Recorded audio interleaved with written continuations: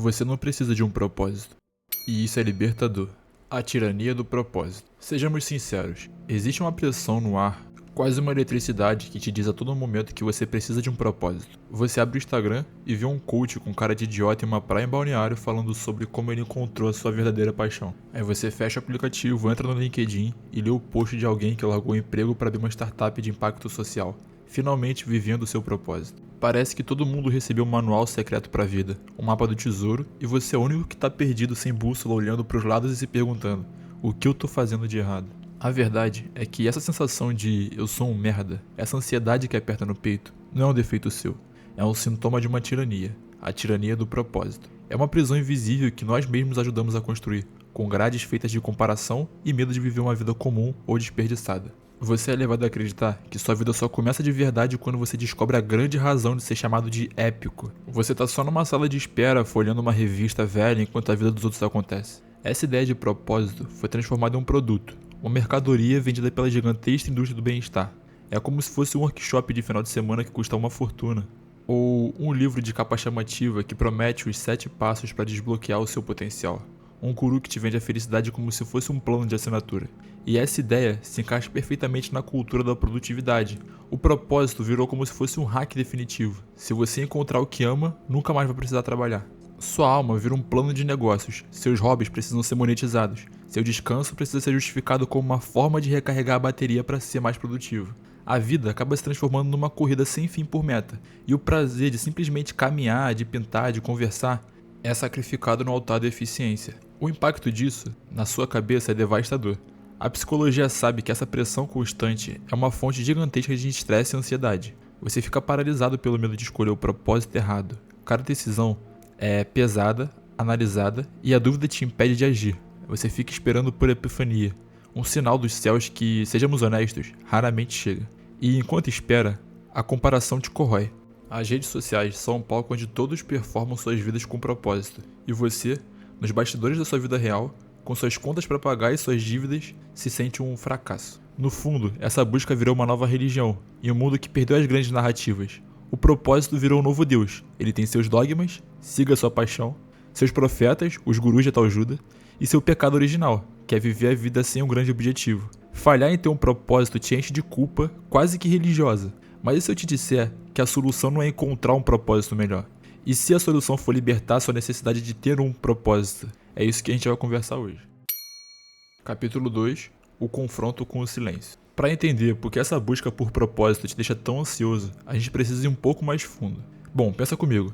Por que essa necessidade de um sentido é tão forte?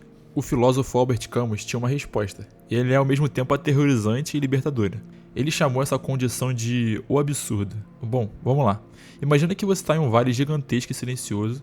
Você tem uma necessidade humana, profunda de entender por que você está ali. Então você grita com toda a sua força: qual o sentido disso tudo?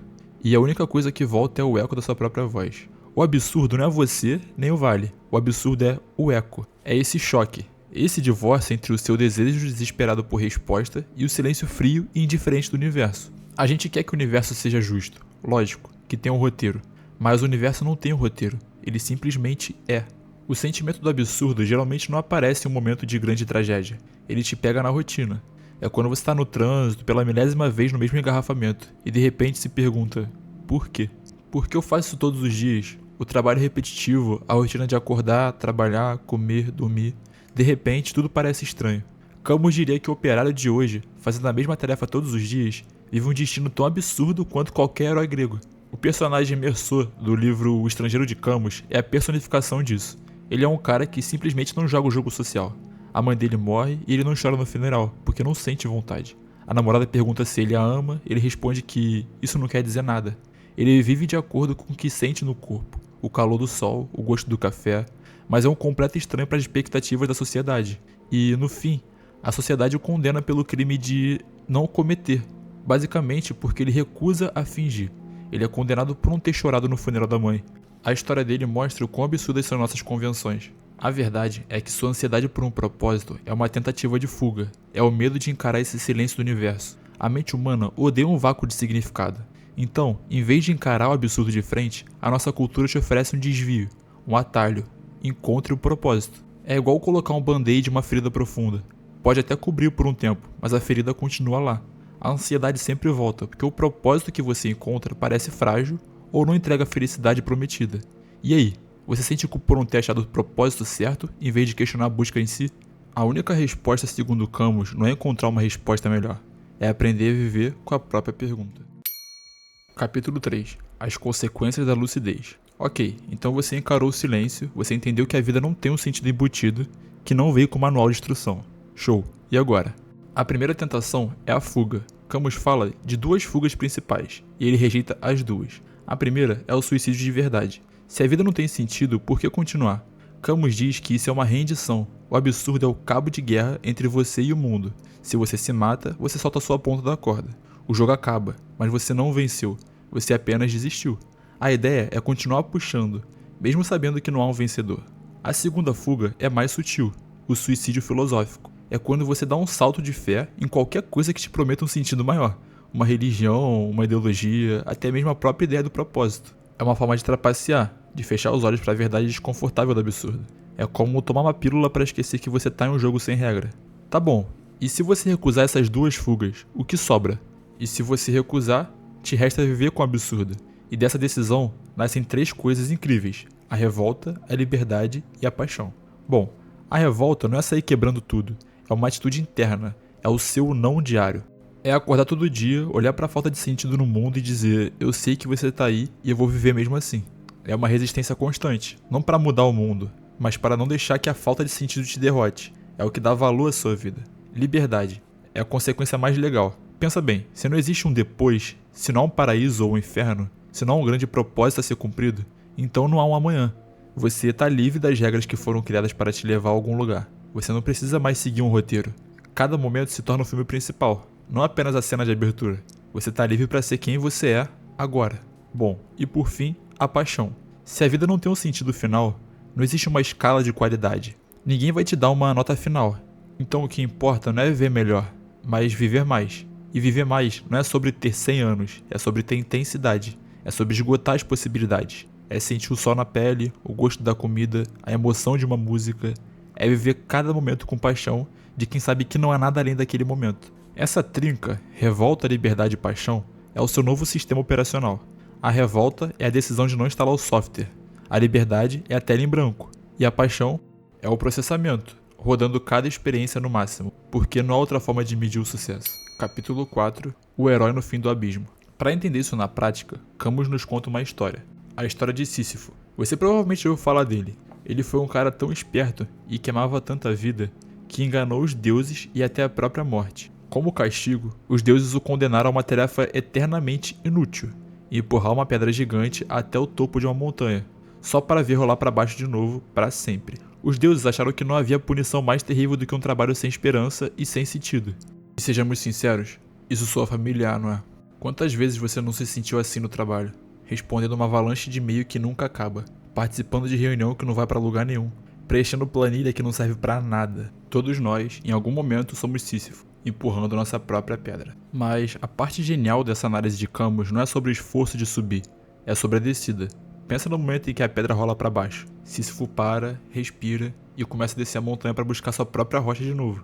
É nesse momento, nessa pausa, que ele se torna consciente. Ele para, encara a paisagem, sente o vento e encara a totalidade do seu destino inútil. Ele sabe que não tem esperança. E é exatamente aí, nessa lucidez, que ele se torna o herói. É aqui que vem a frase mais poderosa de todas. É preciso imaginar Sísifo feliz. Bom, mas como assim feliz? A felicidade dele não é uma ilusão. Ele não está esperando que um dia a pedra fique lá em cima. A felicidade dele é um ato de revolta. Ao aceitar seu destino, ele se torna maior que ele. A pedra, que é um instrumento de tortura, vira a sua coisa. O destino imposto pelos deuses vira o seu destino. Ele não é mais a vítima, ele é o mestre da sua própria tragédia. A própria luta de chegar no topo é o que preenche o coração dele. Então a felicidade acaba virando um ato de desprezo. Ele encontra alegria na luta, ele tira dos deuses o poder de puni-lo. Ele esvazia o castigo de sentido e preenche com o seu próprio. E isso é a maior forma de rebeldia. Isso é um antídoto perfeito para o nosso burnout moderno. A cultura te diz para procurar uma rocha mais leve, ou uma montanha mais bonita, para mudar de emprego ou achar uma paixão. Sísifo nos ensina algo diferente. A libertação não vem de mudar a rocha, mas de mudar a sua relação com ela. É encontrar o valor no processo, no esforço, na concentração, e não no resultado. É amar a sua luta porque ela é a única coisa que é verdadeiramente sua. Capítulo 5. Construindo significados, não encontrando o propósito. Vamos deixar uma coisa bem clara, porque a linguagem aqui importa muito. Existe uma diferença muito grande entre buscar um propósito e criar significado. O propósito, com P maiúsculo, é o que a cultura te vende. É algo único, grandioso, uma espécie de destino final que você precisa descobrir.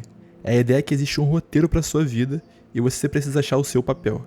Isso te deixa paralisado, porque e se você escolher o papel errado? Por outro lado, significados, no plural e com S minúsculo, é outra coisa. Eles não são encontrados, são criados por você a cada momento. São subjetivos, temporários e nascem da sua atenção e da sua paixão.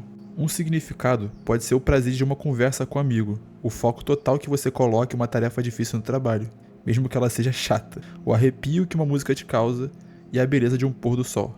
Viver assim é mudar a pergunta que se faz. Em vez de se perguntar qual o sentido disso, você começa a se perguntar o que eu posso experimentar nisso. É abordar o seu trabalho não só como um jeito de pagar as contas, mas como um campo de treino para sua atenção e maestria. É viver seus relacionamentos não como um projeto com final feliz garantido, mas como uma série de momentos presentes para serem vividos com intensidade. É valorizar a jornada e não o destino. Sabe aquele sentimento de vazio que vem depois de conseguir algo que queria muito? Tipo quando você se forma na faculdade, ou consegue aquela promoção e depois de uma semana de euforia vem o "e daí?". Esse sentimento é resultado de uma vida focada no propósito. Você colocou todo o valor no destino e quando chegou lá, o valor sumiu. Uma vida focada em criar significados te vacina contra isso. O valor nunca esteve no topo da montanha, mas em cada passo da escalada. A alegria estava no esforço, na superação, na experiência. Sísifo nunca se decepciona ao chegar no topo, porque o significado dele nunca esteve lá. Basicamente estava no ato de empurrar a pedra. Quando você abraça o processo, a alegria não é mais um ponto de chegada, mas sim o próprio caminho. Capítulo 6. A liberdade de ser ninguém. Vamos ser sinceros, mais uma vez. Essa busca por um propósito está amarrada a outra obsessão moderna, a de construir uma identidade, uma marca pessoal. Ter um propósito te dá um rótulo, uma história fácil de contar para os outros. Ah, eu sou o cara que largou tudo para viajar o mundo. Eu sou o advogado que luta pela justiça social. Abandonar a busca por um propósito significa algo ainda mais libertador.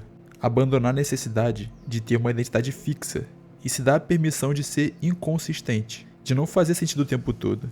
É ter a liberdade de se apaixonar por programação hoje e por jardinagem amanhã, sem sentir que você está traindo sua identidade. Sua vida não precisa ser um filme com enredo coerente. Ela pode ser uma colagem em uma playlist de momento que não precisa combinar entre si. E essa é a vantagem de ser um ninguém em particular, porque você pode ser tudo em potencial. E isso leva a gente lá pro começo. Lembra aquela ideia de universo indiferente e silencioso? Camus nos mostra que essa indiferença é, na verdade, a fonte da nossa liberdade. Pensa comigo, se o universo tivesse um plano pra você, você seria um fantoche, uma peça de jogo que não é seu. O fato dele não te dar um roteiro é o que te permite escrever o seu próprio roteiro a cada dia. A benigna indiferença do universo não é uma maldição, é uma tela em branco. Tá bom, e depois disso tudo, o que a gente aprendeu? A gente aprendeu que as suas lutas, suas tarefas repetitivas, sua rotina, a sua rocha, não é um desvio no caminho. Ele é o caminho.